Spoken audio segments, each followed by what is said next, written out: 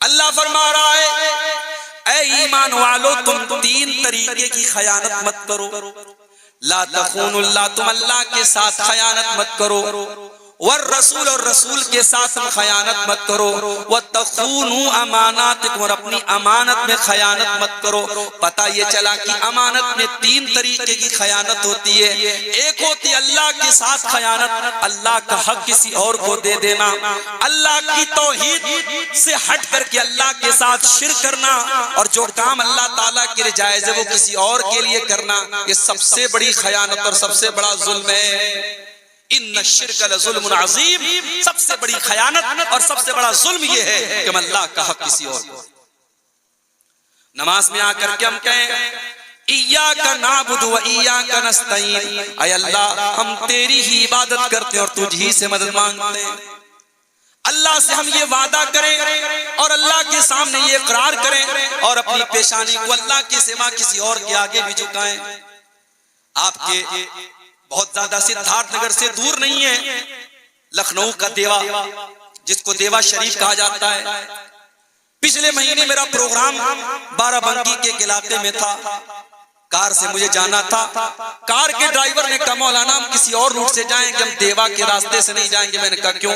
بولے وہاں دیوا کا میلہ چل رہا ہے، دیوا کا عرس چل رہا ہے، سارے راستے بلاک ہیں، پورے ہندوستان سے مردوں عورتوں کا جمگٹ لگا ہے، کھانے پینے کے پکوان کی دکانیں کھلی ہیں، ناچ گانا ہو رہا ہے، بے حیائی ہو رہی ہے، بے شرمی ہو رہی ہے، بے پردگی ہو رہی ہے، طوائفیں بلائی جاتی ہیں، ان کا ناچ بھی کرایا جا رہا ہے، اور اس کے بعد مزار کے اوپر جا کے وہاں مردوں اور عورتوں کے سر بھی جھک رہے ہیں. میرے پیارے ساتھیوں، یہ سب سے بڑی خیانت ہے جو آج کا مسلمان کر رہا ہے، آج کا مسلمان کر رہا ہے. اور ہم یہ کہتے ہیں صاحب فلانا مشرک ہے اور فلانا جہنمی اور فلانا غیر مسلم ہے. جانتے ہو امانت میں خیانت کس کی پہچان ہے؟ وَمِنْهُمْ مَنْ إِنْ تَأْمَنْهُ بِدِينَارٍ لَا يُؤَدِّهِ إِلَيْكَ. اے نبی یہ تو یہودیوں کی پہچان ہے کہ اگر تم ان کو امانت کے طور پر 1 دینار بھی دے دو گے تو اے نبی جب تک کھڑے ہو کر کے ان سے وصولو گے نہیں، وہ 1 دینار بھی تم کو واپس نہ کریں گے. اتنے بڑے بے ایمان اور اتنے بڑے امانت میں خیانت کرنے والے یہ یہودی ہیں. امانت میں خیانت کرنا یہ یہودیوں کی نشانی ہے. اور آگے بڑھو، اللہ کے نبی فرماتے ہیں آیت المنافق ثلاث، منافق کی 3 پہچان ہے، منافق کی 3 علامتیں. اذا حدث کذب، جب بات کرے تو جھوٹ بولے. واذا وعدہ اخلف، جب وعدہ کرے تو وعدہ خلافی کرے. واذا اؤتمن خان، اور جب امانت رکھی جائے تو خیانت کرے. آج حالات آپ دیکھیے، ابھی بنارس میں 3-4 دن پہلے کا واقعہ ہے. 6-7 سال کی معصوم بچی انتقال کرتی ہے اور قبر میں اس کے ماں باپ اس کو دفن کرتے ہیں. اور اگلے دن جب باپ قبر پہ جاتا ہے اور قبر کی حالت دیکھ کر کے ایسا لگتا ہے کہ قبر سے چھیڑ چھاڑ ہوئی ہے. بچی کی ماں آتی ہے اور کہتی ہے مجھے دل کو پتا نہیں، بھروسہ نہیں ہو رہا ہے، مجھے کچھ ڈاؤٹ لگ رہا ہے، کچھ شک لگ رہا ہے، ضرور اس قبر کے ساتھ کوئی کھلواڑ کیا گیا ہے. جب قبر کو دوبارہ کھودا گیا، بیٹی کی لاش قبر میں سے غائب ہے. پورے قبرستان میں تلاش کیا گیا تو ایک کونے میں بیٹی کی لاش ملتی ہے اور بیٹی کے ساتھ ایک آدمی ملتا ہے. اور جب اس سے پوچھ تاچھ کی جاتی ہے تو پتہ یہ لگتا ہے اس نے نشے کی حالت میں اس 6 سال کی بچی کو قبر میں سے نکالا اور اس کو اپنے بغل میں لٹا کر کے وہ سو گیا. اس کے بعد لڑکی کی لاش کو پوسٹ مارٹم کے لیے بھیجا گیا. نہیں معلوم اس مردہ 6 سال کی بچی کے ساتھ اس ظالم نے کیا کیا. میرے پیارے ساتھیوں، یہ واقعہ دیکھ کر کے اور سن کر کے رونگٹے کھڑے ہو جاتے ہیں. ہم اس سماج میں جی رہے ہیں، ہم اس سوسائٹی میں جی رہے ہیں جہاں 6-6 سال کی بچیاں مرنے کے بعد بھی سیف نہیں ہیں، ان کی لاشیں بھی سیف نہیں ہیں. ہم اس دور سے گزر رہے ہیں میرے بھائیوں جہاں قبرستان جیسی جگہ پر جہاں میرے نبی جا کر کے رویا کرتے تھے، جہاں صحابہ کرام جا کر کے رویا کرتے تھے، آج ان قبروں سے بچیوں کی لاشوں کو نکال کر کے ان کے ساتھ یہ بےہودہ حرکتیں کی جا رہی ہیں. میری پیاری ماں بہنوں، اگر اللہ نے آپ کو بیٹیوں کی ماں بنایا ہے اور آپ کو بیٹیوں کا باپ بنایا ہے تو بیٹیاں آپ کے کندھے پر بہت بڑی امانت ہے. ان بیٹیوں کو ہمیں زمانے کی گندی نظروں سے بچانا بھی ہے، ان بیٹیوں کے کردار کی حفاظت بھی کرنا ہے. اور جب وہ بیٹیاں جوان ہو جائیں تو اپنے کلیجے پر پتھر رکھ کر کے ان بیٹیوں کو ودا بھی کرنا ہے. میرے پیارے بھائیوں، اولاد بہت بڑی امانت آپ کے کندھے پر ہے اور آپ کو قیامت میں اس کا جواب دینا پڑے گا.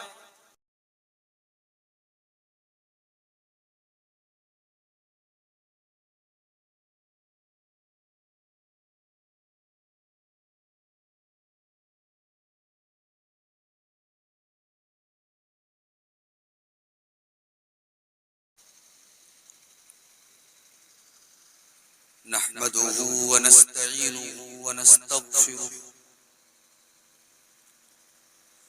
ونعوذ بالله من شرور أنفسنا ومن سيئات أعمالنا من يهده الله فلا مضل له ومن يضلل فلا هادي له وأشهد أن لا إله إلا الله وحده لا شريك له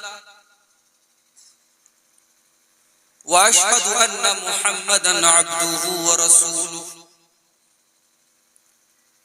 يا أيها الذين آمنوا اتقوا الله حق تقاته ولا تموتن إلا وأنتم مسلمون يا أيها الناس اتقوا ربكم الذي خلقكم من نفس واحدة وخلق منها زوجها وبث منهما رجالا كثيرا ونساء واتقوا الله الذي تساءلون به والأرحام إن الله كان عليكم رقيبا يا أيها الذين آمنوا اتقوا الله وقولوا قولا سديدا يصلح لكم أعمالكم ويغفر لكم ذنوبكم ومن يطع الله ورسوله فقد فاز فوزا عظيما أما بعد فإن خير الحديث كتاب الله وخير الهدي هدي محمد صلى الله عليه وسلم وشر الأمور محدثاتها وكل محدثة بدعة وكل بدعة ضلالة وكل ضلالة في النار أعوذ بالله من الشيطان الرجيم بسم الله الرحمن الرحيم إنا عرضنا الأمانة على السماوات والأرض والجبال فأبين أن يحملنها وأشفقن منها وحملها الإنسان إنه كان ظلوما جهولا صدر محترم علماء کرام، محترم بزرگوں، نوجوان بھائیوں، پردہ نشین ماں اور بہنوں، پیارے بچوں، گنگول کا یہ پروگرام کافی پہلے سے طے تھا۔ پروگرام کی تاریخ جب لی گئی تھی تب اندازہ نہیں تھا کہ موسم کا یہ انداز ہو۔ موسم میں کافی ٹھنڈ آ چکی ہے اور یہ آپ حضرات کا کمال ہے، کتاب و سنت سے آپ کی محبت ہے کہ رات کے 12 بجنے والے ہیں اور آپ ابھی تک الحمدللہ پنڈال کے نیچے جمے ہوئے ہیں۔ ہماری مائیں بہنیں بھی تشریف فرما ہیں۔ بڑا ہی خوبصورت خطاب جنت کے مناظر اور جنت کی نعمتوں کے تعلق سے شیخ عرفان نوری مدنی حفظہ اللہ کا آپ نے سماعت فرمایا۔ آج کے پروگرام کے مقررین کا عنوان پہلے سے پوسٹر پہ، اشتہار پہ دے دیا گیا تھا۔ میری تقریر کا عنوان امانت کے اوپر دیا گیا ہے۔ امانت کا اسلام میں کیا تصور ہے، امانت کی کیا اہمیت ہے اور امانت کے تعلق سے آج ہمارا رویہ کیا ہے، اس تعلق سے کچھ باتیں مجھے آج آپ کے سامنے رکھنا۔ میرے بھائیوں، امانت کیا ہے؟ امانت کے لفظ کی حقیقت کو سمجھنے کے لیے میں سمجھتا ہوں کہ سورہ احزاب کی وہ آیت کریمہ جو میں نے آپ کے سامنے خطبہ مسنونہ میں پڑھی ہے، اس آیت کو اگر ہم سمجھ لیں تو امانت کا مطلب بھی ہمیں بڑی آسانی سے سمجھ میں آ جائے۔ آئیے پہلے اس آیت کو ہم سمجھنے کی کوشش کریں. قرآن کا 22واں پارہ سورۃ الاحزاب کی لاسٹ کی آیتوں میں سے ایک آیت ہے. اِنَّا عَرَضْنَا الْأَمَانَةَ عَلَى السَّمَاوَاتِ، بے شک ہم نے امانت کو پیش کیا آسمانوں کے اوپر. اِنَّا عَرَضْنَا الْأَمَانَةَ عَلَى السَّمَاوَاتِ وَالْأَرْضِ وَالْجِبَالِ، ہم نے امانت کو آسمانوں کے اوپر پیش کیا، ہم نے امانت کو زمین کے اوپر پیش کیا، ہم نے امانت کو پہاڑوں کے اوپر پیش کیا. فَأَبَيْنَ أَن يَحْمِلْنَهَا، لیکن آسمانوں نے بھی انکار کر دیا کہ ہمارے بس کی بات نہیں ہے. زمین نے بھی انکار کر دیا کہ میری طاقت کے باہر ہے. بڑے بڑے پہاڑوں نے جن کو اللہ تعالیٰ نے زمین کو تھامنے کے لیے زمین کے اندر پیدا کیا ہے، ان پہاڑوں نے بھی امانت کو اپنے کندھوں پر اٹھانے سے انکار کر دیا. سب نے انکار کر دیا. فَأَبَيْنَ أَن يَحْمِلْنَهَا، امانت، اب صرف امانت کا لفظ اللہ نے استعمال کیا، کوئی اور لفظ استعمال نہیں کیا. ہم نے امانت کو آسمانوں کے اوپر، زمین کے اوپر، پہاڑوں کے اوپر پیش کیا.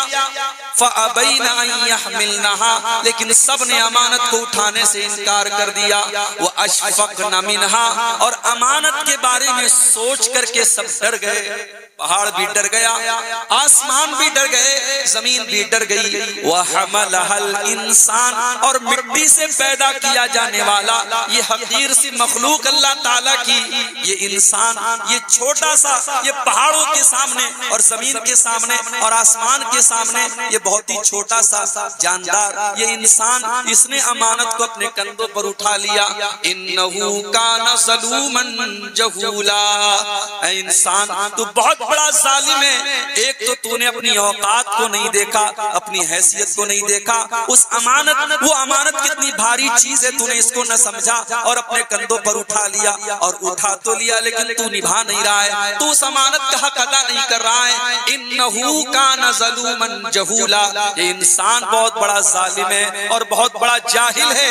یہ انسان اس امانت کی قدر و قیمت کو نہ سمجھ پایا اور اس امانت کا حق ادا نہ کر پایا. یہ قرآن کی 22ویں پارے کی ایک آیت کا میں نے تھوڑا سا مطلب اور ترجمہ آپ کے سامنے پیش کرنے کی کوشش کی. اب اس آیت میں اللہ نے صرف ایک ہی لفظ استعمال کیا کہ ہم نے امانت کو پیش کیا. اب سوال یہ پیدا ہوتا ہے کہ یہاں امانت سے کیا مراد ہے؟ امانت کس چیز کو کہا گیا یہاں؟ اگر آپ تفسیر کی کتابوں کو اٹھائیں، مثال کے طور پہ تفسیر ابن کثیر آپ اٹھائیں تو علامہ ابن کثیر نے بہت ساری چیزوں کو بیان کیا. علامہ ابن کثیر کہتے ہیں یہاں امانت سے مراد اللہ تعالیٰ کی اطاعت کرنا ہے، اللہ کی فرما برداری کرنا ہے. آگے علامہ ابن کثیر کہتے ہیں کہ ایک قول یہ بھی بیان کیا گیا ہے کہ یہاں امانت سے مراد اللہ کے فرائض کو ادا کرنا ہے. ایک قول یہ بھی بیان کیا گیا ہے کہ امانت سے مراد یہاں نماز ہے، روزہ ہے. اور ایک قول یہ بھی بیان کیا گیا کہ امانت سے مراد غسل جنابت ہے. بڑی عجیب بات ہے بھئی، انسان ناپاک ہوتا ہے، جنوبی ہوتا ہے، میاں بیوی کی ملاقات ہوتی ہے تو جو غسل انسان کے اوپر فرض ہوتا ہے اس کو غسل جنابت کہتے ہیں. اس آیت کی تفسیر میں علامہ ابن کثیر لکھتے ہیں کہ امانت سے مراد غسل جنابت بھی بعض علماء نے بیان کیا. بعض علماء نے یہاں تک لکھا عورت پیریڈ میں، حیض میں، اور حیض کے ختم ہو جانے کے بعد اس کے اوپر جو غسل واجب ہوتا ہے، جو غسل اس کے اوپر فرض ہوتا ہے، اس کو یہاں امانت کہا گیا ہے. بات سمجھ میں نہیں آئی کہ یہ غسل جنابت کو امانت کیوں کہا جا رہا ہے، یہ حیض کے غسل کو امانت کیوں کہا جا رہا ہے. آگے علامہ ابن کثیر لکھتے ہیں ان تمام اقوال کو ملا کر کے یہ بات سمجھ میں آتی ہے کہ اصل میں یہاں اللہ تعالیٰ یہ فرما رہا ہے کہ ہم نے آسمانوں کے اوپر اور پہاڑوں کے اوپر اور زمین کے اوپر ہم نے اپنے احکام کی پابندی کو لاگو کیا تھا. ہم نے زمین سے کہا تھا اے زمین ہم تجھے جو حکم دیں گے جن احکامات کا پابند کریں گے تجھے ان کی پابندی کرنی پڑے گی اور جن چیزوں سے منع کریں گے اس سے تمہیں بچنا پڑے گا. ہم نے اپنی شریعت کی پابندی زمین کے اوپر پیش کی, پہاڑوں کے اوپر پیش کی, آسمانوں کے اوپر پیش کی. سب نے انکار کر دیا. انسان نے اٹھا لیا مگر انسان نے حق ادا نہ کیا. جو اس امانت کو اٹھائے گا اسے اللہ جنت دے گا اور جو اس امانت کا حق ادا نہ کر پایا وہ جہنم میں جائے. گویا امانت صرف یہی نہیں ہے کہ میں نے آپ کو 100 روپے دیے اور آپ نے کہا مولانا عبدالغفار صاحب نے 100 روپے مجھے امانت کے طور پہ دیے ہیں, ایک سال کے بعد ایک مہینے کے بعد میں نے واپس مانگا, آپ نے وہ 100 روپے مجھے ریٹرن لوٹا دیے. امانت کا اتنا چھوٹا سا مفہوم جو ہمارے دماغ میں بیٹھا ہوا ہے, امانت یہ نہیں ہے میرے بھائی. امانت تو پوری شریعت کا نام ہے, پورے دین کا نام ہے, پورے اسلام کا نام ہے. شریعت کا ہر حکم, قرآن کی ہر ہدایت اور نبی اکرم کی ہر تعلیم ہمارے لیے امانت ہے. اور اللہ نے قرآن میں اس آیت میں ہمیں پوری شریعت کو امانت قرار دے کر کے فرمایا کہ ہم نے انسان کے اوپر اس امانت کو پیش کیا اور انسان اس امانت کا بھار اٹھا نہیں پایا. اس نے وعدہ تو کر لیا کہ ہم اٹھائیں گے مگر اس امانت کا حق ادا نہیں کر پایا. کیوں؟ کیونکہ انسان بہت بڑا ظالم ہے اور بہت بڑا جاہل. اور آگے بڑھیے, قرآن کا 10واں پارہ کھولیے. سورہ انفال میں اللہ تعالیٰ فرماتا ہے یا ایھا الذین آمنوا لا تخونوا اللہ والرسول وتخونوا اماناتکم. بڑے غور سے سنیے گا, اللہ فرما رہا ہے اے ایمان والو تم 3 طریقے کی خیانت مت کرو. لا تخونوا اللہ, تم اللہ کے ساتھ خیانت مت کرو. والرسول, اور رسول کے ساتھ خیانت مت کرو.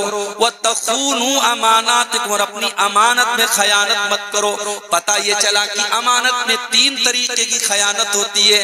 ایک ہوتی ہے اللہ کے ساتھ خیانت, اللہ کا حق کسی اور کو دے دینا, اللہ کی توحید سے ہٹ کر کے اللہ کے ساتھ شرک کرنا, اور جو کام اللہ تعالیٰ کے لیے جائز ہے وہ کسی اور کے لیے کرنا. یہ سب سے بڑی خیانت اور سب سے بڑا ظلم ہے. ان الشرک لظلم عظیم, سب سے بڑی خیانت اور سب سے بڑا ظلم یہ ہے کہ ہم اللہ کا حق کسی اور کو. نماز میں آ کر کے ہم کہیں ایاک نعبد و ایاک نستعین, اے اللہ ہم تیری ہی عبادت کرتے ہیں اور تجھ ہی سے مدد مانگتے ہیں. اللہ سے ہم یہ وعدہ کریں اور اللہ کے سامنے یہ اقرار کریں اور اپنی پیشانی کو اللہ کے سوا کسی اور کے آگے بھی جھکائیں. آپ کے بہت زیادہ سدھارتھ نگر سے دور نہیں ہے لکھنؤ کا دیوا, جس کو دیوا شریف کہا جاتا ہے. پچھلے مہینے میرا پروگرام بارہ بنکی کے علاقے میں تھا. کار سے مجھے جانا تھا, کار کے ڈرائیور نے کہا مولانا ہم کسی اور روٹ سے جائیں گے, ہم دیوا کے راستے سے نہیں جائیں گے. میں نے کہا کیوں؟ بولے وہاں دیوا کا میلہ چل رہا ہے, دیوا کا عرس چل رہا ہے, سارے راستے بلاک ہیں, پورے ہندوستان سے مردوں عورتوں کا جمگٹ لگا ہے, کھانے پینے کے پکوان کی دکانیں کھلی ہیں, ناچ گانا ہو رہا ہے, بے حیائی ہو رہی ہے, بے شرمی ہو رہی ہے, بے پردگی ہو رہی ہے, طوائفیں بلائی جاتی ہیں, ان کا ناچ بھی کرایا جا رہا ہے, اور اس کے بعد مزار کے اوپر جا کے وہاں مردوں اور عورتوں کے سر بھی جھک رہے ہیں. میرے پیارے ساتھیوں, یہ سب سے بڑی خیانت ہے جو آج کا مسلمان کر رہا ہے, آج کا مسلمان کر رہا ہے. اور ہم یہ کہتے ہیں صاحب فلانا مشرک ہے اور فلانا جہنمی اور فلانا غیر مسلم ہے. علامہ مولانا الطاف حسین حالی نے 100-150 سال پہلے جو نقشہ کھینچا تھا 2023 میں بھی ایسا لگتا ہے آج کے ماحول کو دیکھ کر کے نقشہ کھینچا. کرے غیر گر بت کی پوجا تو کافر, کواکب میں مانے کرشمہ تو کافر, جھکے آگ پر بہرے سجدہ تو کافر, جو ٹھہرائے بیٹا خدا کا تو کافر, مگر مومنوں پر کشادہ ہے راہیں, پرستش کریں شوق سے جس کی چاہیں, نبی کو جو چاہیں خدا کر دکھائیں, اماموں کا رتبہ نبی سے بڑھائیں, مزاروں پہ جا جا کے نظریں چڑھائیں, شہیدوں سے جا جا کے مانگے دعائیں. نہ توحید میں کچھ فرق اس سے آوے, نہ نہ اسلام بگڑے نہ ایمان جاوے. میرے بھائیو یہ کیسی توحید ہے. ایک طرف لا الہ الا اللہ کا کلمہ بھی پڑھا جا رہا ہے, ایک طرف ایاک نعبد و ایاک نستعین کا اقرار بھی کیا جا رہا ہے, اور دوسری طرف غریب نواز کا لقب کسی اور کو دیا جا رہا ہے, بندہ نواز کا خطاب کسی اور کو دیا جا رہا ہے, مشکل کشا کا لقب کسی اور کو دیا جا رہا ہے, کالے اور لال پیلے دھاگوں کو مشکل کشا بنایا جا رہا ہے, بچوں کے ماتھے پر ٹیکا لگا کے یہ سمجھا جا رہا ہے کہ یہ میرے بچے کو نظر بد سے بچا لیں گے. کان کھول کر کے سن لو میرے پیارے ساتھیوں, سب سے بڑی خیانت یہی ہے, لا تخون اللہ, اے ایمان والو تم اللہ کے ساتھ خیانت مت کرو. اور اللہ کے نبی کو خطرہ تھا اپنی امت کے بارے میں, خطرہ تھا آپ کو اپنی امت کے بارے میں کہ میری امت کے اندر یہ حالات آئیں گے. اللہ کے پیارے نبی فرماتے ہیں, ترمذی کی صحیح روایت ہے, لا تقوم الساعة حتى تلحق قبائل من امتی بالمشرکین, قیامت اس وقت تک نہیں آئے گی جب تک میری امت کے لوگ مشرکوں کے ساتھ مل نہیں جائیں گے. وحتى يعبد الاوثان, اور میری امت کے لوگ بھی بتوں کی پوجا نہ کرنے لگیں گے, بت پرستی نہ کرنے لگیں گے. میرے بھائیوں ایک پتھر کی مورتی کو اگر عبادت کرنے والا اور اس کے سامنے سر جھکانے والا اگر مشرک ہے تو کسی بزرگ کی, کسی ولی کی, کسی نیک بندے کی قبر پہ جا کر کے سر جھکانے والا موحد نہیں ہو سکتا ہے. اگر کھڑی مورتی کی پوجا کرنے والا مشرک ہے تو کسی کو لٹا دیا جائے اور کوئی پڑا اور پڑی مورتی اور پڑا بت بنا دیا جائے تو اس کی عبادت کرنے والا موحد کیسے ہو سکتا ہے. اللہ کے نبی فرماتے ہیں میری امت کے اندر بھی بت پرستی کی جائے گی. اور صحیح مسلم کی حدیث کے اندر اللہ کے پیارے نبی یہاں تک فرماتے ہیں, لا تقوم الساعة, قیامت اس وقت تک نہیں آئے گی, حتی یہاں تک کہ آپ نے فرمایا حتی یطوف علیات نساء دوس حول ذی الخلصہ, یہاں تک کہ قبیلے دوس کی عورتیں ذو الخلصہ نامی بت کا چکر نہ لگائیں گی. ذو الخلصہ یہ قبیلے دوس کے اندر ایک بت تھا, اس بت کا چکر قبیلے دوس کی عورتیں نہ لگائیں گی. یعنی وہ دور جاہلیت کی ساری چیزیں مسلمانوں کی سوسائٹی میں لوٹ آئیں گی. اور آج ہم دیکھ رہے ہیں شادی بیاہ کا سیزن چل رہا ہے, ہمارے یہاں شادی بیاہ کے موقع پر میں نے دیکھا ایک جگہ ایک برتن میں ایک کپڑے میں بہت ساری چیزیں رکھی تھی. میں نے کہا یہ کیا ہے؟ بولے صاحب سہاگ کی پڑیا ہے, سہاگ کی پڑیا. اس میں کیا ہے؟ اس میں پتہ ہے کہ سندور بھی ہے, اس میں منگل سوتر بھی ہے, اس میں وہ تمام چیزیں ہیں جن کا اسلام سے کوئی تعلق نہیں ہے, جو ہمارے غیر مسلم بھائیوں کا کلچر ہے. آج مسلمان اپنی شادی میں سہاگ کی پڑیا. میری ماں اور بہنوں, اسلام میں سہاگ کی کوئی نشانی نہیں, اسلام میں سہاگ کی کوئی نشانی نہیں ہے. سہاگ کی نشانی آپ کے دل میں آپ کے شوہر کی محبت ہے, سہاگ کی نشانی آپ کے دل میں اپنے شوہر کا احترام ہے. اسلام میں نہ کوئی منگل سوتر ہے, اسلام میں نہ کوئی ماتھے کا سندور ہے, اور اسلام میں نہ کوئی ماتھے کی بدیا ہے, اور اسلام میں نہ کوئی شوہر کے نام کی لاکٹ ہے. اسلام کی نظر میں اگر سہاگ کی کوئی نشانی ہے تو بیوی کے دل میں شوہر کی محبت ہے. آج ہماری سوسائٹی میں یہ کام ہو رہا ہے میرے بھائیوں. یہ پہلی خیانت.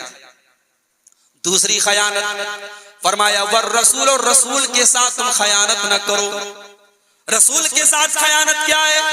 سب سے زیادہ محبت اگر کسی سے ہونی چاہیے, اللہ کے نبی فرماتے ہیں لا یؤمن احدکم حتی اکون احب الیہ من والدہ وولدہ والناس اجمعین. کوئی انسان مومن نہیں ہو سکتا ہے جب تک اپنے باپ سے زیادہ, اپنی اولاد سے زیادہ اور تمام لوگوں سے زیادہ وہ اپنے نبی سے محبت نہ کرے. میرے پیارے ساتھیوں, اگر آپ نے نبی کی کوئی سنت کو چھوڑ دیا, اپنی بیوی کے لیے, اپنی بہن کے لیے, اپنی ماں کے لیے, اپنی محبوبہ کے لیے, لوگوں کے ڈر سے آپ نے نبی کی سنت پر چھری چلا دی, آپ نے نبی کی سنتوں کو ترک کر دیا, آپ نے نبی سے محبت کا حق ادا نہ کیا. لا تخون اللہ والرسول, اے ایمان والو تم اللہ کے ساتھ خیانت نہ کرو اور رسول کے ساتھ خیانت نہ کرو. محبت کا دعویٰ تو بہت سارے لوگ, محبت کا دعویٰ تو وہ بھی کر رہے ہیں جو 12 ربیع الاول کو بڑی بڑی کیک کاٹ رہے ہیں, بڑے بڑے جبہ دھاری اور بڑے بڑے داڑھی والے, بڑے بڑے علامہ, بڑے بڑے ڈگری یافتہ لوگ آج کیک کاٹ رہے ہیں صاحب، ہم اللہ کے پیارے نبی کا جشن ولادت منا رہے ہیں، ہم آپ کا برتھ ڈے سیلیبریٹ کر رہے ہیں۔ جس مذہب میں نہ برتھ ڈے منانے کی، نہ اینیورسری منانے کی، نہ کوئی پیدائش کا دن منانے کی، نہ مرنے کا دن منانے کا کوئی کلچر نہیں ہے، آج اس اسلام کا ماننے والا اپنے نبی کا برتھ ڈے منا رہا ہے اور کہہ رہا ہے صاحب مجھے اپنے نبی سے بڑی محبت رسول کس کو کہتے ہیں میرے بھائیوں؟ ہم نے سمجھا ہی نہیں، ہم نے محبت رسول کا مطلب سمجھا ہی نہیں۔ ہم نے سمجھا سال کے ایک دن اچھل لیے، کود لیے، جھنڈیاں لگا لی، نبی کا نام لے کر کے نعرے لگا لیے، ہم نے نبی کی محبت کا حق ادا کر دیا۔ میرے بھائیوں تم کیا جانو کہ نبی سے محبت کیا ہوتی ہے؟ اما عائشہ فرماتی ہیں ایک صحابی اللہ کے نبی کے پاس آتے ہیں اور آ کر کے کہتے ہیں اے اللہ کے نبی میں آپ سے بہت محبت کرتا ہوں، اتنی محبت کرتا ہوں جب تک میں آپ کو دیکھ نہ لوں میرے دل کو قرار نہیں ملتا، میرے دل کو سکون نہیں ملتا۔ اے اللہ کے نبی میں کبھی کبھی یاد کرتا ہوں جب میری موت ہو جائے گی اور آپ بھی دنیا سے چلے جائیں گے، رفیق مع النبیین، تو اے اللہ کے نبی آپ تو نبیوں کے ساتھ ہوں گے اور میں تو ایک عام مسلمان ہوں، اگر میں جنت میں جاؤں گا تو میں آپ کے مقام پر تو نہیں رہوں گا۔ اے اللہ کے نبی میں آپ کا دیدار کیسے کروں گا، میں آپ کو جنت میں کیسے دیکھوں؟ محبت اس کو کہتے ہیں کہ دنیا میں نبی کے دیدار کے بغیر چین نہیں ہے، اور جنت میں اپنے نبی کا دیدار کیسے کریں اس کی چنتا اور اس کی ٹینشن ہے صحابی کو۔ اللہ کے پیارے نبی نے کوئی جواب نہیں دیا۔ تھوڑی دیر کے بعد حضرت جبریل علیہ السلام آئے اور سورہ نساء کی آیت لے کر کے آئے وَمَن يُطِعِ اللَّهَ وَالرَّسُولَ فَأُولَئِكَ مَعَ الَّذِينَ أَنْعَمَ اللَّهُ عَلَيْهِم مِّنَ النَّبِيِّينَ وَالصِّدِّيقِينَ وَالشُّهَدَاءِ وَالصَّالِحِينَ وَحَسُنَ اولئک رفیقا۔ جو اللہ کی اطاعت کرے گا، جو رسول کی اطاعت کرے گا، وہ قیامت کے دن اللہ کے بہترین بندوں کے ساتھ رہے گا، وہ نبیوں کے ساتھ رہے گا، وہ صدیقین کے ساتھ رہے گا، وہ شہیدوں کے ساتھ رہے گا، وہ نیک لوگوں کے ساتھ رہے گا۔ اللہ کے پیارے نبی نے صحابی کو بلایا اور قرآن کی یہ آیت پڑھ کے سنا دی۔ آپ نے فرمایا اے میرے صحابی اگر تم اپنے نبی کے ساتھ جنت میں جانا چاہتے ہو، قرآن کی یہ آیت تمہیں پیغام دے رہی ہے، تم اپنے نبی کی اطاعت کرو، تم اپنے نبی کی اتباع کرو، تم اپنے نبی کے نقش قدم پہ چلو، اللہ جنت میں تمہیں اپنے نبی کے ساتھ رکھے گا۔ تو اللہ کے ساتھ خیانت مت کرو اور رسول کے ساتھ خیانت کرو۔ وَتَخُونُوا أَمَانَاتِكُمْ، اور اے ایمان والو اپنی امانتوں میں خیانت نہ کرو۔ یہ تیسری امانت میں خیانت کیا ہے؟ یہ بندوں کے حقوق میں خیانت ہے۔ کسی کا مال آپ نے ہڑپ لیا، کسی کی زمین آپ نے ہڑپ لی، کسی کا حق آپ نے نہ دیا، یہ اس کے حق میں خیانت ہے، اور یہ خیانت اللہ کیا بہت بھاری پڑے گی۔ اللہ کے نبی فرماتے ہیں لَتُعَدُّنَّ الْحُقُوقَ إِلَىٰ أَهْلِهَا، او لوگوں تم دنیا میں لوگوں کا حق دے دو ورنہ قیامت کے دن دینا پڑے گا۔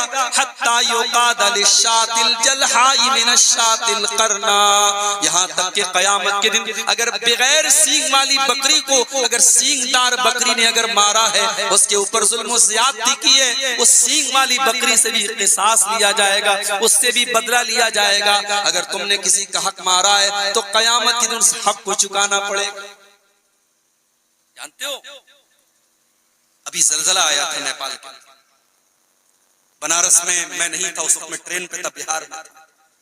میری اہلیہ سے بات ہو رہی تھی، انہوں نے کہا کہ ابھی زلزلہ محسوس ہوا ہے، ہلکا سا زلزلہ، پورے یو پی کے اندر اس کا جھٹکا محسوس، ہلکا سا زلزلہ، جہاں زلزلہ آیا وہاں تباہی ہوئی اور باقی علاقوں میں زلزلہ محسوس۔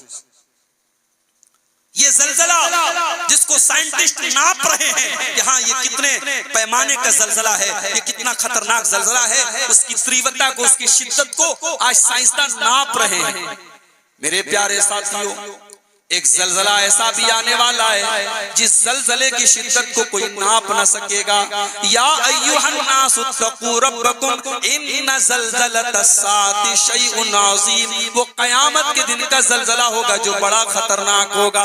یوم ترونھا تذہل کل مرضعۃ عما ارضعت، اس دن تم دیکھو گے کہ دودھ پلانے والی ماں بھی اپنے بچے سے غافل ہے۔ اور آج دنیا میں سب سے زیادہ اگر محبت کسی کو ہوتی ہے، ایک ایک ماں کو اپنے بچے سے ہوتی ہے، اللہ مثال بھی کیسی دے رہا ہے، فرمایا کہ دودھ پلانے والی ماں بھی اتنی بے خبر ہو جائے گی، اپنے دودھ پیتے بچے کو چھوڑ دے گی، وَتَضَعُ كُلُّ ذَاتِ حَمْلٍ حَمْلَهَا، اور حمل والی عورتوں کے حمل ساقط ہو جائیں گے، ان کے حمل برباد ہو جائیں گے، وَتَرَى النَّاسَ سُكَارَىٰ، اور لوگوں کے ڈر کی وجہ سے لوگوں کا چہرہ ایسا لگ رہا ہوگا کہ لوگ نشے کی حالت میں، وَمَا هُمْ بِسُكَارَىٰ، لیکن کوئی نشے کی حالت میں نہیں ہوگا، وَلَٰكِنَّ عَذَابَ اللَّهِ شَدِيدٌ، بلکہ اللہ کا عذاب بڑا دردناک ہوگا۔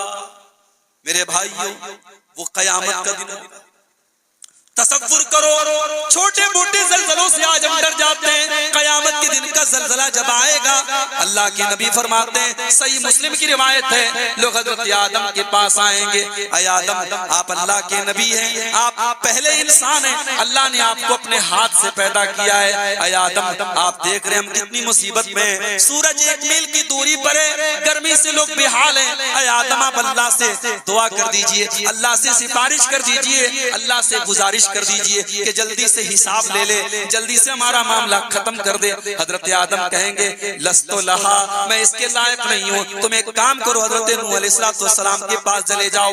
لوگ حضرت نوح علیہ السلام کے پاس آئیں گے، اے نوح علیہ السلام آپ دنیا میں اللہ کے پہلے رسول ہیں، آپ سے ہم گزارش کر رہے ہیں، آپ اللہ تعالیٰ سے رحم و کرم کی اپیل کر دیجئے، جلدی سے ہمارا حساب لے لے۔ حضرت نوح علیہ السلام کہیں گے لستو لہا، میں بھی سفارش کرنے کا کہ لائق نہیں ہوں، ایک کام کرو تم ابراہیم علیہ السلام کے پاس چلے جاؤ، ابراہیم بھی معذرت کر لیں گے، لوگ حضرت موسیٰ کے پاس آئیں گے وہ بھی معذرت کر لیں گے، لوگ عیسیٰ علیہ السلام کے پاس آئیں گے وہ بھی معذرت کر لیں گے۔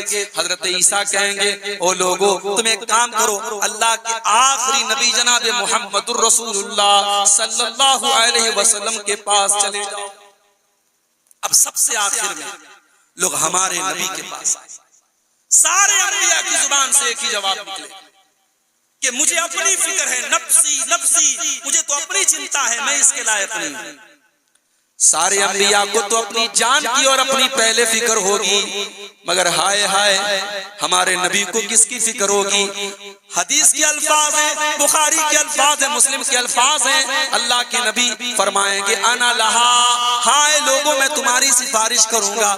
آپ کو اپنی امت کی فکر ہوگی، آپ اللہ کی بارگاہ میں سجدہ کریں گے اور اللہ کی ایسی تعریف کریں گے جو آج تک کسی نے نہ کی ہوگی، اور اللہ کی طرف سے آواز آئے گی یا محمد ارفع راسک، اے محمد اپنا سر اٹھائیے، سل توتا، آج مانگی آپ کو دیا جائے گا، اشفا تو شفا، آج آپ سفارش کیجئے، آپ کی سفارش کو قبول کیا جائے گا۔ اس کے بعد اللہ کے نبی فرماتے ہیں فَتُرْسَلُ الْأَمَانَةُ وَالرَّحِمُ، جب اللہ تعالیٰ میری سفارش کو قبول فرمائے گا تو دو چیزیں اللہ تعالیٰ کی طرف سے بھیجی جائیں گی، ایک امانت بھیجی جائے گی اور دوسری رشتہ داری بھیجی جائے گی۔ فَتَقُومَانِ عَلَى جَنَبَتَيِ الصِّرَاطِ، اور پل صراط کے دونوں طرف یہ دونوں چیزیں کھڑی ہو جائیں گی، ایک طرف امانت کھڑی ہو جائے گی، ایک طرف رشتہ داری کھڑی ہو جائے گی، اور جن لوگوں نے امانت میں خیانت کی ہوگی اور جن لوگوں نے حقدار اپنے رشتہ دار کے ساتھ رشتہ توڑا ہوگا، رشتہ کاٹا ہوگا، یہ دونوں اس کو پل صراط کو پار کرنے نہیں دیں گی۔ کتنا خطرناک معاملہ ہے میرے بھائی، پل صراط جس کے بارے میں اللہ کے نبی فرماتے ہیں کہ تلوار کی دھار سے بھی زیادہ باریک وہ پل، اور اپنے اپنے عمل اور ایمان اور عقیدے کے اعتبار سے لوگ اس پل پر سے کراس کریں گے، کوئی بہت تیزی کے ساتھ پار کرے گا، کوئی گھسٹ گھسٹ کر پار کرے گا، کوئی اس پر سے جہنم میں گر جائے گا۔ اس پل کے اوپر ایک بریکر کی طرح کھڑے ہو جائیں گے، ایک طرف امانت اور ایک طرف رحم، رشتہ داری، اور یہ دونوں، جس نے امانت میں خیانت کی ہوگی اور جس نے رشتہ داری کا حق ادا نہ کیا ہوگا، اس کو یہ پل صراط پار کرنے نہیں دیں گے۔ میرے پیارے ساتھیوں، امانت وہ چیز ہے۔ ہمارے پیارے نبی کی سیرت آپ اٹھائیے، ہمارے پیارے نبی نبوت کا اعلان کرنے کے پہلے مکہ میں کس نام سے جانا جایا کرتے تھے، کس نام سے لوگ آپ کو جانا کرتے تھے؟ ذرا دیکھیے، مکے میں لوگ آپ کو صادق اور امین کے نام سے جانا کرتے تھے، سب کو پتا تھا محمد الرسول اللہ کی زبان سے کبھی ہم نے جھوٹ نہ سنا اور آپ نے کبھی کسی کی امانت میں خیانت نہ کی، آپ صادق اور امین کے نام سے جانے جاتے تھے۔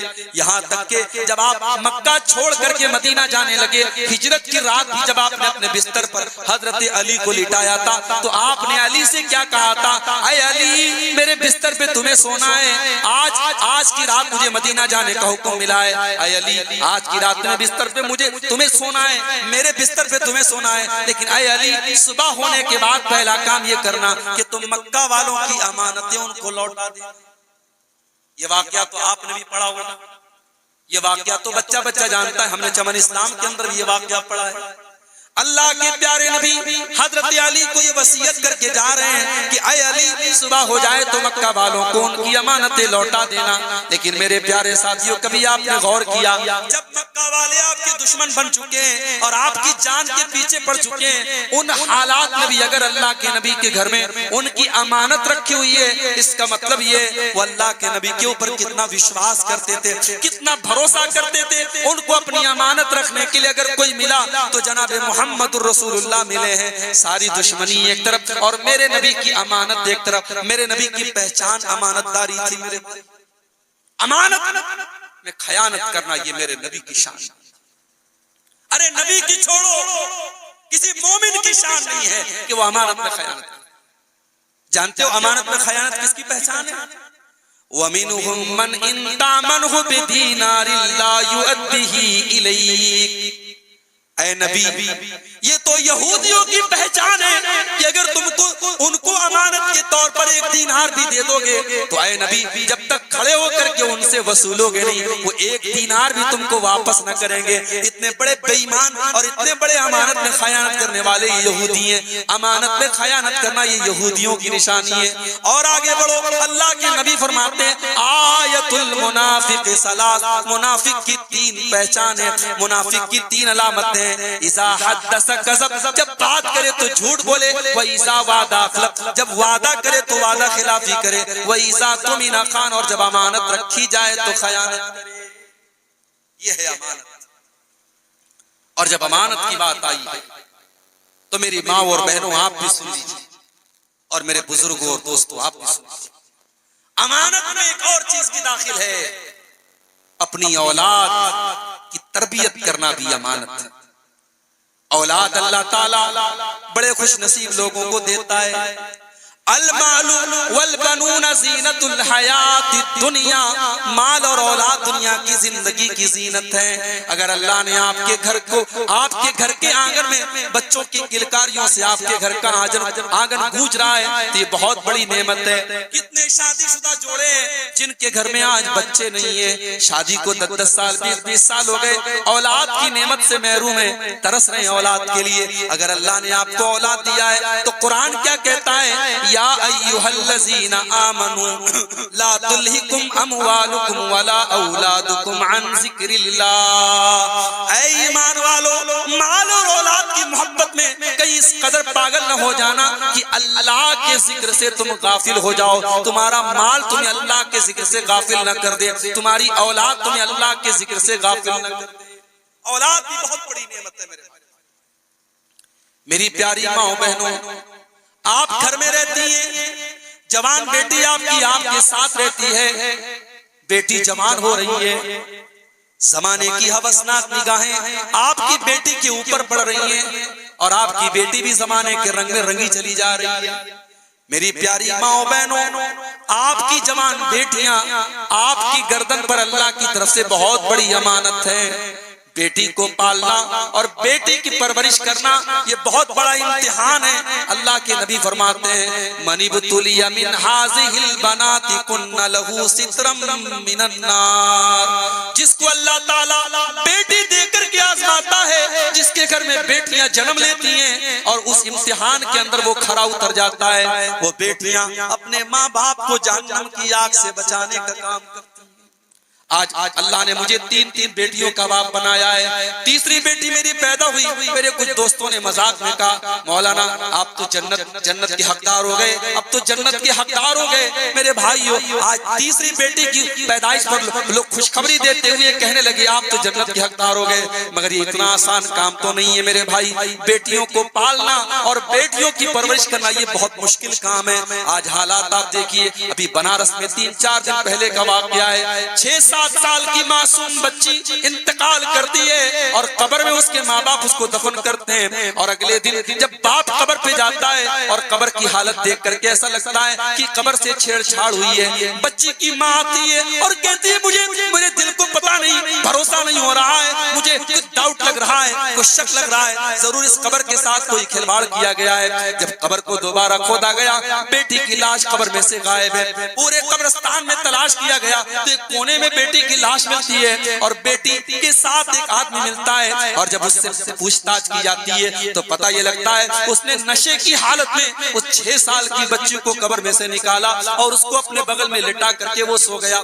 اس کے بعد لڑکی کی لاش کو پوسٹ مارٹم کے لیے بھیجا گیا. نہیں معلوم اس مردہ 6 سال کی بچی کے ساتھ اس ظالم نے کیا کیا. میرے پیارے ساتھیوں, یہ واقعہ دیکھ کر کے اور سن کر کے رونگٹے کھڑے ہو جاتے ہیں. ہم اس سماج میں جی رہے ہیں, ہم اس سوسائٹی میں جی رہے ہیں جہاں 6-6 سال کی بچیاں مرنے کے بعد بھی سیف نہیں ہیں, ان کی لاشیں بھی سیف نہیں ہیں. ہم اس دور سے گزر رہے ہیں میرے بھائیوں جہاں قبرستان جیسی جگہ پر جہاں میرے نبی جا کر کے رویا کرتے تھے, جہاں صحابہ کرام جا کر کے رویا کرتے تھے, آج ان قبروں سے بچیوں کی لاشوں کو نکال کر کے ان کے ساتھ یہ بےہودہ حرکتیں کی جا رہی ہیں. میری پیاری ماں بہنوں, اگر اللہ نے آپ کو بیٹیوں کی ماں بنایا ہے اور آپ کو بیٹیوں کا باپ بنایا ہے تو بیٹیاں آپ کے کندھے پر بہت بڑی امانت ہے. ان بیٹیوں کو ہمیں زمانے کی گندی نظروں سے بچانا بھی ہے, ان بیٹیوں کے کردار کی حفاظت بھی کرنا ہے. اور جب وہ بیٹیاں جوان ہو جائیں تو اپنے کلیجے پر پتھر رکھ کر کے ان بیٹیوں کو ویدا بھی کرنا ہے. میرے پیارے بھائیوں, اولاد بہت بڑی امانت آپ کے کندھے پر ہے اور آپ کو قیامت میں اس کا جواب دینا پڑے. باپ بننا آسان کام نہیں ہے. اگر آپ باپ ہیں, اگر ماں ہیں, یہ اولاد آپ کے لیے امانت ہے اور اس امانت میں خیانت کر کے آپ بچ نہیں سکتے. اللہ کے پیارے نبی فرماتے ہیں ما من عبد یسترعیہ اللہ رعیتا ثم یموت یوم یموت وہو قاش لرعیتہ الا حرم اللہ علیہ الجنہ. جس انسان کے اوپر اللہ تعالیٰ نے کوئی ذمہ داری ڈال دی اور اپنی ذمہ داری کو اس نے صحیح طریقے سے ادا نہیں کیا, اس نے امانت میں خیانت کیا, اس انسان کے اوپر جنت اللہ تعالیٰ حرام کر دے گا. میرے بھائیو, اولاد والو, یہ اولاد بھی آپ کے کندھے پر بہت بڑی امانت ہے. اس امانت میں خیانت نہ کرنا, اپنی اولاد کی صحیح تربیت کرنا, اپنے بیٹوں کی صحیح تربیت کرنا, اپنی بیٹیوں کی صحیح تربیت. بیٹی کالج سے آئی, آپ نے موبائل نہیں دلایا تھا, بیٹی کالج سے آئی, اس کے ہاتھ میں موبائل ہے, اس نے اپنی ماں کو موبائل دکھایا, اس نے اپنے باپ کو موبائل دکھایا. باپ کو ایک بار بھی یہ پوچھنے کی توفیق نہ ہوئی بیٹی میں نے تو تجھے موبائل نہ دلایا تھا, یہ موبائل تیرے پاس کہاں سے آیا. او لوگوں, اتنے اندھے نہ بنو, اتنے نادان نہ بنو. اگر آپ کی جوان بیٹی کے ہاتھ میں موبائل آیا اور وہ موبائل آپ نے نہیں دلایا ہے تو یہ پوچھنے کا حق آپ کو ہے کہ تیرے پاس یہ موبائل کہاں سے آیا. حضرت مریم علیہ السلام مسجد میں رہا کرتی تھی اور ان کی پرورش اس دور کے نبی حضرت زکریا علیہ السلام کیا کرتے تھے. پرورش کرنے والا ایک نبی ہے اور جس لڑکی کی پرورش کی جا رہی ہے وہ اللہ کی بہت نیک بندی ہے. حضرت مریم اللہ کی بڑی نیک بندی تھی اور مسجد میں رہا کرتی تھی. لیکن قرآن کہتا ہے کلما دخل علیہا زکریا المحراب وجد عندها رزقا قال یا مریم انا لکی ہذا. حضرت زکریا جب مسجد میں آتے ہیں اور مریم کے پاس بغیر موسم کا پھل دیکھتے ہیں تو سوال کرتے ہیں کہ اے مریم تیرے پاس یہ پھل کہاں سے آیا. قالت هو من عند اللہ. مریم کہتی ہیں یہ پھل اللہ تعالیٰ کی طرف سے آیا ہے. ان اللہ یرزق من یشاء بغیر حساب. اللہ جس کو چاہتا ہے بے حساب روزی دیتا ہے. تب جا کر کے حضرت زکریا کو خیال آیا کہ اگر میری بھانجی کو, اگر میری سالی کی بیٹی کو, اگر مریم کو بغیر موسم کا پھل مل سکتا ہے تو مجھ بوڑھے کو اللہ تعالیٰ اولاد کیوں نہیں دے سکتا ہے. تب حضرت زکریا نے اولاد مانگی اور اللہ نے ان کو بڑھاپے میں یحییٰ عطا کیا کیا تھا. میرے بھائیوں مریم کے جیسے حضرت زکریا کے جیسے مربی بنو. آپ کی بیٹیاں کہاں جا رہی ہیں, آپ کے بیٹے کہاں جا رہے ہیں, ان کی تربیت کرنا یہ آپ کی ذمہ داری ہے.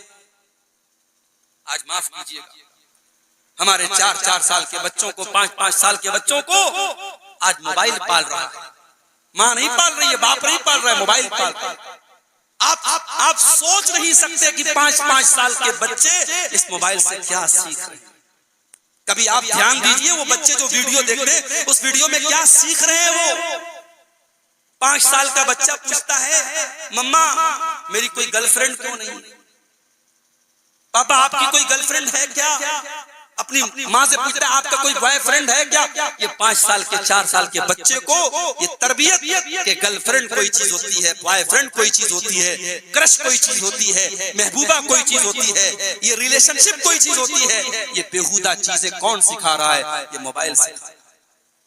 اور ماں بیچاری بڑی مگن ہے, بڑے شوق سے بڑے نخرے سے کہتی ہے میرا بچہ تو جب تک موبائل ہاتھ میں نہ تو کھانا نہیں کھاتا ہے. پہلے کے بچے نہیں پلے تھے, پہلے ماں نے بچے نہیں پالے تھے کیا, تم نے اپنے بچوں کو مجبور بنا دیا ہے. موبائل ہاتھ میں تب وہ کھانا کھائیں گے, موبائل ہاتھ میں تب وہ تمہاری بات مانیں گے. موبائل کا اپنے بچوں کو مجبور مت بناؤ میرے بھائیوں, اپنے بچوں کی تربیت خود کرو. موبائل کے ذریعے اپنے بچوں کی تربیت مت کرو ورنہ آنے والی نسلوں کو آپ بچا نہیں پائیں گے. عربی کا ایک شاعر کہتا ہے لیس الیتیم من انتہا ابواہ من ہم الحیات وخلفاہ ذلیلا. یتیم وہ انسان نہیں ہے جس کے ماں باپ اسے دنیا میں چھوڑ کے چلے گئے ہوں. ان الیتیم هو الذی تلقى له اما تخلت او ابا مشغولا. ارے یتیم تو وہ ہے جس کی ماں کے پاس اس کے لیے ٹائم نہ ہو, جس کے باپ کے پاس اس کے لیے وقت نہ ہو. بچوں کو ٹائم دو, بچے تربیت, بچوں کی تربیت ہماری اور آپ کی ذمہ داری ہے میرے بھائیوں. اولاد بھی بہت بڑی امانت ہے اور اس امانت کا جواب ہمیں دینا.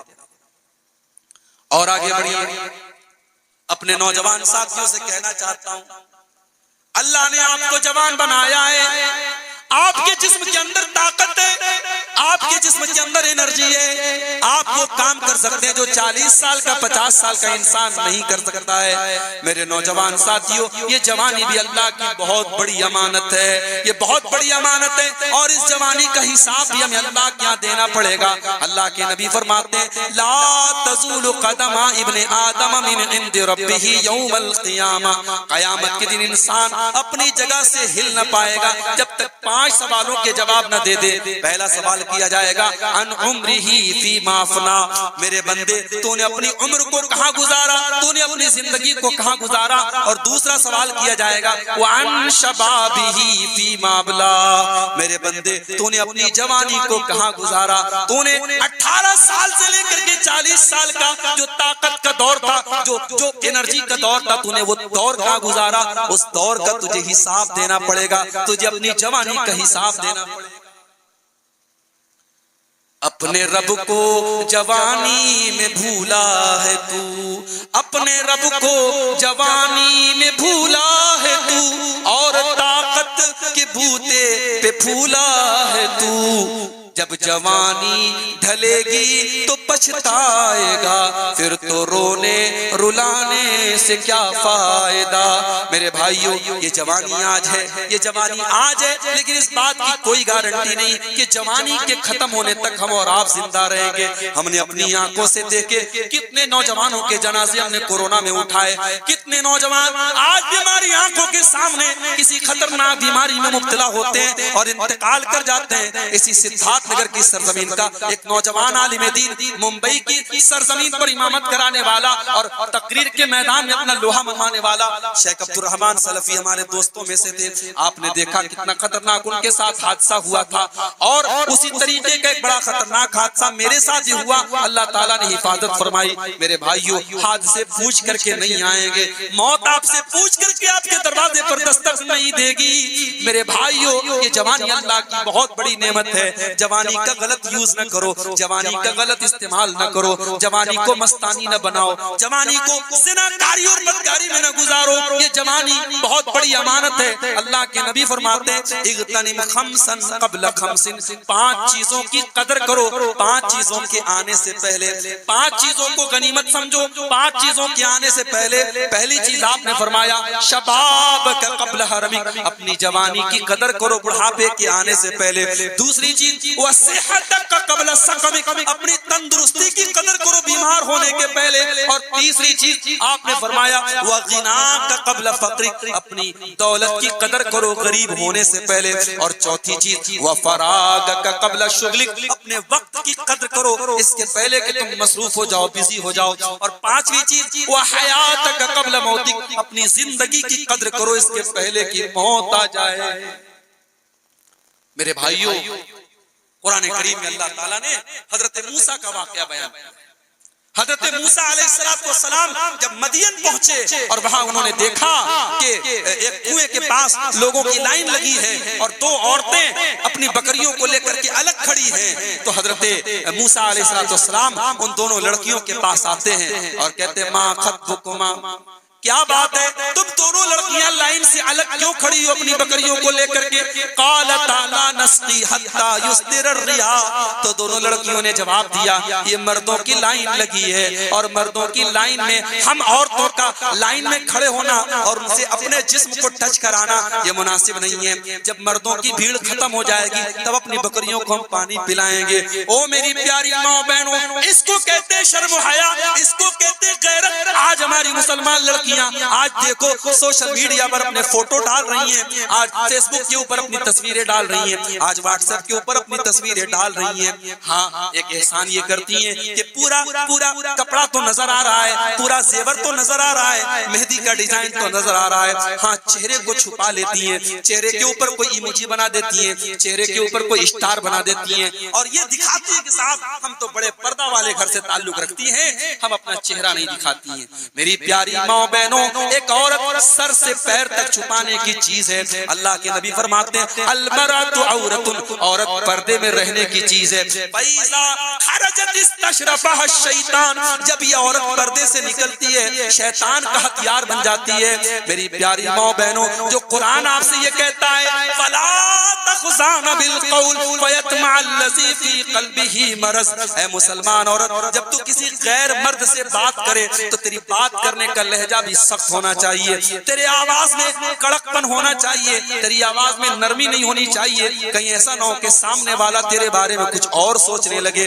میری پیاری ماں بہنوں, جو قرآن اس معاملے میں اتنی سختی کرنے کا حکم دیتا ہے وہ قرآن اس بات کی اجازت کیسے دے دے گا کہ ٹرین میں آپ اپنا چہرہ کھول کر اور اپنا نقاب اتار کر کے آپ ٹرینوں میں سفر کریں, آپ فلائٹوں میں سفر کریں, آپ فیس بک اور سوشل میڈیا پر اپنے فوٹوز کو ڈالیں. میری پیاری ماں بہنوں, ان دونوں لڑکیوں کی شرم و حیا کو دیکھو. انہوں نے کہا کہ یہ مردوں کی لائن لگی ہے اور مردوں کی لائن میں سے اپنے جانوروں کو پانی نہ پلائیں.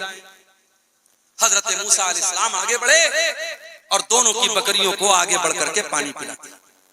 اور جب آگے بڑھ کر کے پانی پلا دیا تو انتظار نہیں کیا کہ دونوں لڑکیاں کہ تھینک یو, بہت بہت شکریہ, جزاک اللہ خیر. کوئی شکریہ کا انتظار نہیں کیا, ان کو بکریاں تھمائیں اور آ کر کے پیڑ کے نیچے بیٹھ گئے اور اللہ سے دعا کرنے لگے رب انی لما انزلت الی من خیر فقیر. اے پروردگار, تیرا بندہ موسیٰ بڑے لمبے سفر سے آیا ہے, اے اللہ بھوکا ہوں, پیاسا ہوں, بے در ہوں, اے اللہ تو میں تیرے کرم کا محتاج ہوں, اب تو ہی کرم فرما دے.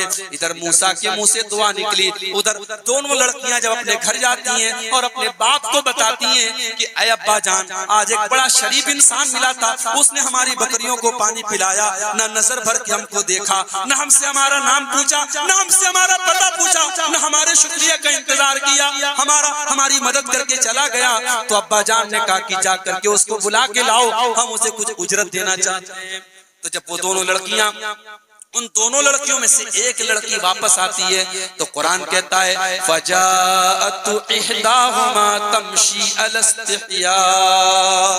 دونوں لڑکیوں میں سے ایک لڑکی واپس آئی اور جب وہ چل رہی تھی اللہ فرماتا ہے شرما شرما کے چل رہی تھی. پتہ یہ چلا کہ ایک مسلمان لڑکی کی چال سے پتہ لگ جانا چاہیے کہ وہ شریف گھر کی لڑکی ہے, اس کی چال کے اندر بھی شرم و حیا ہونی چاہیے.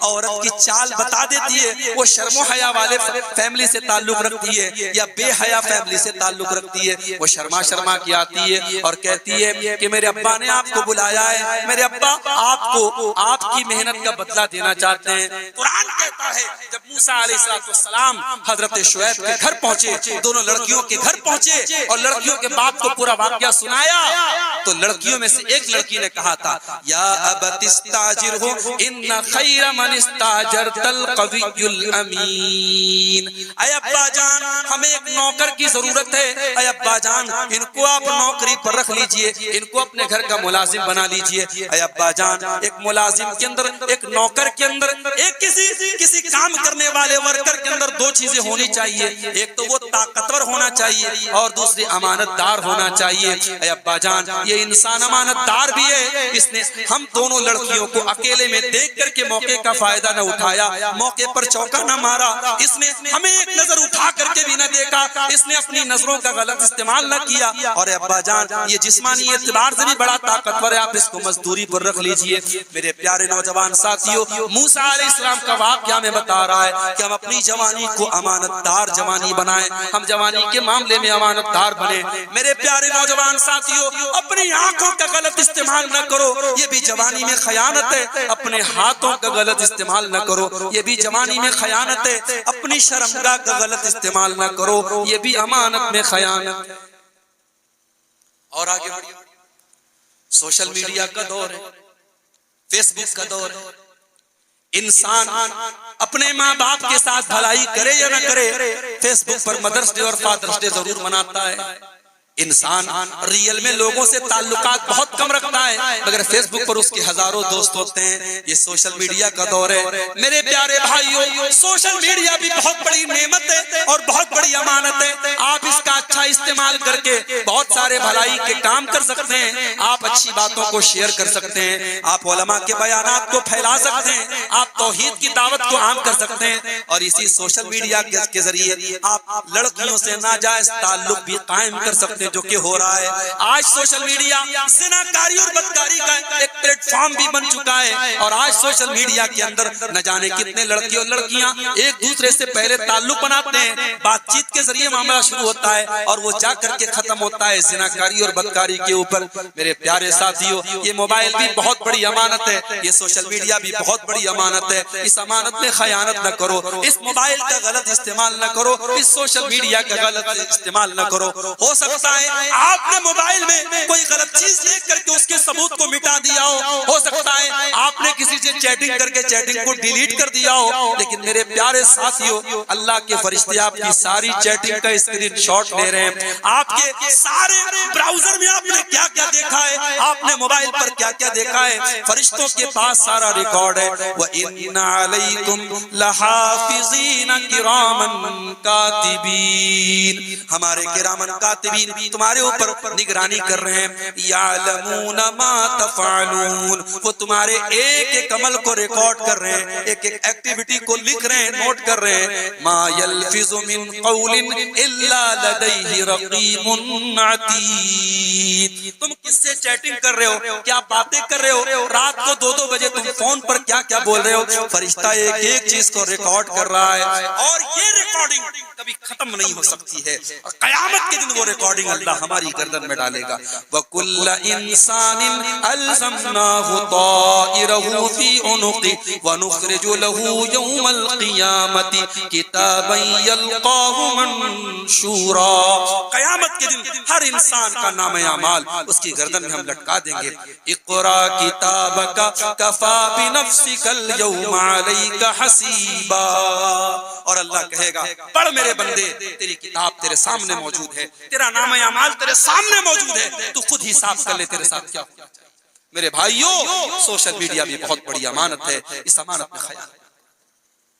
میری ماں بہنوں بیوی شوہر کے لیے امانت ہے، شوہر بیوی کے لیے امانت ہے۔ اللہ کے نبی فرماتے ہیں سب سے بڑا برا انسان وہ ہے جو بیوی کے ساتھ رات میں صحبت کرے اور صبح کو دوستوں کو راز کی باتیں بتائیں۔ میاں بیوی کا تعلق یہ بھی بہت بڑا سیکرٹ ہے، بہت بڑی امانت ہے، اس امانت میں کوئی خیانت نہ کرے۔ مردوں سے بھی کہتا ہوں اپنے میاں بیوی کے تعلقات کی باتیں دوستوں سے شیئر نہ کیا کرو۔ بہنوں سے کہتا ہوں، ماں بہنوں سے کہتا ہوں یہ پرائیویٹ چیزیں ہیں، ان کو پرائیویٹ رکھو، اس امانت کو کسی اور کے ساتھ شیئر نہ کرو۔ اور یاد رکھو میری پیاری ماں بہنوں، اس امانت میں یہ بھی خیانت ہے کہ آپ اپنے بستر پر کسی غیر مرد کو انٹری کرنے دیں۔ اللہ کے نبی فرماتے ہیں کہ عورت کے لیے جائز نہیں ہے کہ وہ شوہر کی اجازت کے بغیر گھر میں کسی ایسے انسان کو آنے دے جس کو شوہر ناپسند کرتا ہے۔ اور میرے بھائیوں آپ سے بھی کہتا ہوں کہ بیویاں آپ کی امانت ہیں۔ آپ نے جب مولوی صاحب کے سامنے، قاضی صاحب کے سامنے جب آپ نے کہا کہ میں نے قبول کیا، میں نے قبول کیا، میں نے قبول کیا، آپ نے جب اپنی بیوی کو اپنے نکاح میں قبول کیا تو آپ نے امانت کے طور پر ان کو اپنے قبضے میں لے لیا۔ اللہ کے نبی فرماتے ہیں فَإِنَّكُمْ أَخَذْتُمُوهُنَّ بِكَلِمَةِ اللَّهِ وَاسْتَحْلَلْتُمْ فُرُوجَهُنَّ بِأَمَانِ اللَّهِ۔ اے مردو، تم نے اپنی عورتوں سے جب نکاح کیا تو اللہ کا کلمہ پڑھ کر کے اور اللہ کا نام لے کر کے ان کو اپنے نکاح میں لیا۔ کل تک وہ سر سے پیر تک تمہارے لیے حرام تھی، آج سر سے پیر تک تمہارے لیے حلال ہو گئی ہیں۔ اس لیے اپنی بیویوں کو امانت کے طور پہ سمجھو اور اس امانت میں کبھی خیانت نہ کرو۔ کسی غلط طریقے سے بیویوں کے ساتھ پیش نہ آؤ، ان کے ساتھ کوئی ایسا معاملہ نہ کرو جو اسلام کے خلاف ہو، جو شریعت کے خلاف۔ اور آخری چیز، امانت میں خیانت کی جب بات آئی ہے، ہم اس دور میں ایک اور چیز دیکھ رہے ہیں، نااہل لوگ جو جس کام کے لائق نہیں ہے اس کو وہ ذمہ داری دی جا رہی ہے۔ جو انسان انگوٹھا چھاپ ہے اس کو تعلیمی اداروں کا ذمہ دار بنایا جا رہا ہے۔ جو فجر کی نماز میں بھی نہیں آتا اس کو مسجد کا متولی بنایا جا رہا ہے۔ جس کو تعلیم کی الف بے نہیں آتی وہ مدرسے کا ناظم بنا بیٹھا۔ میرے پیارے ساتھیوں، یہ بھی امانت میں بہت بڑی خیانت ہے، نااہل لوگوں کو ذمہ داری اور عہدے دینا، اور قیامت کے پہلے یہ چیز بہت زیادہ ہو جائے گی۔ اللہ کے نبی فرماتے ہیں، بخاری کے الفاظ ہیں، ایک صحابی اللہ کے نبی کے پاس آتے ہیں اور سوال کرتے کہ اللہ کے نبی قیامت کب آئے گی؟ اللہ کے نبی کوئی جواب نہیں دیتے ہیں۔ سوال پوچھنے والا واپس جانے لگتا ہے، اللہ کے نبی پوچھتے این السائل، سوال کرنے والا کہاں گیا؟ اللہ کے نبی اسے واپس بلاتے ہیں اور کہتے اذا ذکیت الامانۃ فانتظر الساعۃ۔ اے میرے صحابی، جب امانت کو برباد کر دیا جائے، جب امانت نااہل لوگوں کے حوالے کر دی جائے تو تم قیامت کا انتظار کرنا۔ اذا وسد الامر الى غیر اہلہ فانتظر الساعۃ۔ جب کوئی معاملہ نااہل لوگوں کے حوالے کر دیا جائے تو تم قیامت کا انتظار کرنا۔ میرے پیارے ساتھیوں، آج وہ حالات بھی ہم دیکھ رہے ہیں، آج عالم، بڑے بڑے عالم بیچارے، ان کو کوئی پوچھنے والا نہیں ہے، اور اپنے چکنی چپڑی باتوں کی بدولت اور اپنے سوشل میڈیا پر اپنی مقبولیت کے باعث ایسے لوگ جن کے پاس علم بھی نہیں ہے آج وہ عوام کے دلوں پر راج کر رہے ہیں۔ میرے پیارے ساتھیوں، علم ہمیں علماء سے لینا ہے۔ علماء جب تک آپ کے پاس موجود ہیں ان علماء کی قدر کرو میرے بھائیوں۔ آپ یاد رکھو، آپ کے عالم کی جگہ آپ کا موبائل نہیں لے سکتا، آپ کے عالم کی جگہ آپ کا یوٹیوب نہیں لے سکتا، آپ کے مفتی کی جگہ آپ کا انٹرنیٹ نہیں لے سکتا۔ آپ فتویٰ اپنے مفتی سے پوچھو، آپ علم اپنے علماء سے حاصل کرو۔ ہمارا بچہ انگلش میں کمزور ہے، ہم میتھ کے ٹیچر سے انگلش نہیں پڑھواتے۔ ہمارا بچہ میتھ میں کمزور ہے، ہم انگلش کے ٹیچر سے میتھ نہیں پڑھواتے۔ میرے بھائیوں، علماء آپ کے دین کے ٹیچر ہیں، اور دین کا ٹیچر اسی کو بناؤ جو علم دین سیکھنے والا اور علم دین کا ماہر ہو۔ ہر کسی کو اپنا ٹیچر مت بناؤ۔ نبی کے حدیث سنا کر کے بات ختم کرتا ہوں۔ اللہ کے پیارے نبی فرماتے، بخاری کی حدیث ہے کہ قیامت کے پہلے وہ دور آئے گا جب دنیا سے اللہ تعالیٰ علم کو اٹھا لے گا، اور علم کو کیسے اٹھائے گا؟ علماء کو اٹھا لے گا۔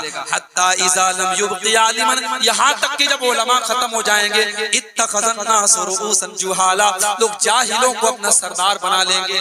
آج آپ یقین کیجئے، انٹرنیٹ کے اس دور میں ہم نے یہ دور بھی دیکھا ہے اور یہ حالات بھی دیکھے ہیں، ایسے ایسے لوگوں کو آج ہمارا نوجوان فالو کر رہا ہے جو صحابہ کو برا بھلا کہنے والے ہیں، جن کے پاس علم کے نام پر کچھ نہیں ہے، چند کتابیں انہوں نے پڑھ لی اور اپنے آپ کو بہت بڑا علامہ کہنے لگے، جو قرآن کی آیتیں ڈھنگ سے نہیں پڑھ سکتے، جو عربی کی ایک عبارت نہیں پڑھ سکتے، نبی کی پوری ایک حدیث نہیں پڑھ سکتے. آج وہ صاحب انٹرنیٹ پر ان کے ملینز اور بلینز ان کے فالوور ہیں اور ہمارا نوجوان ان پر مرتا اور مٹتا ہے.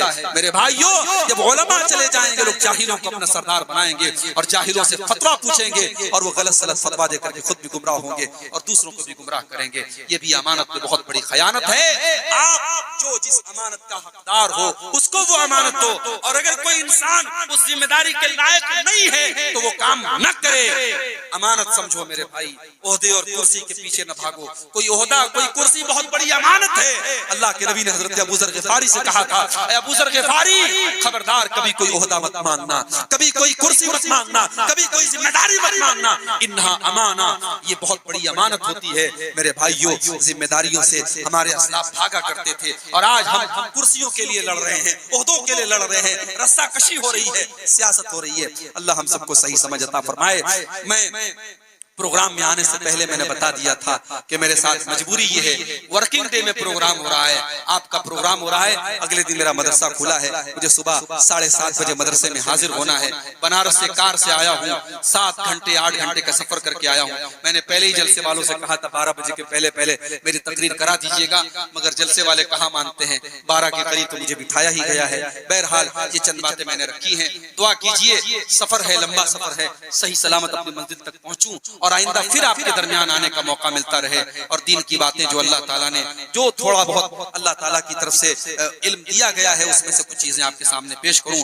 دعا ہے اللہ رب العالمین سے ہمیں کہنے سننے سے زیادہ عمل کی توفیق عطا فرمائے.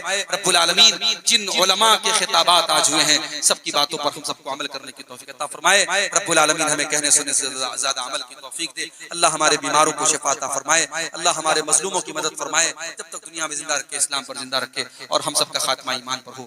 آمین. اور ربنا تقبل منا انك انت السميع العليم وتب علينا انك انت التواب الرحيم. وصلى الله تعالى على نبينا محمد وآله وصحبه اجمعين. والسلام عليكم ورحمة الله.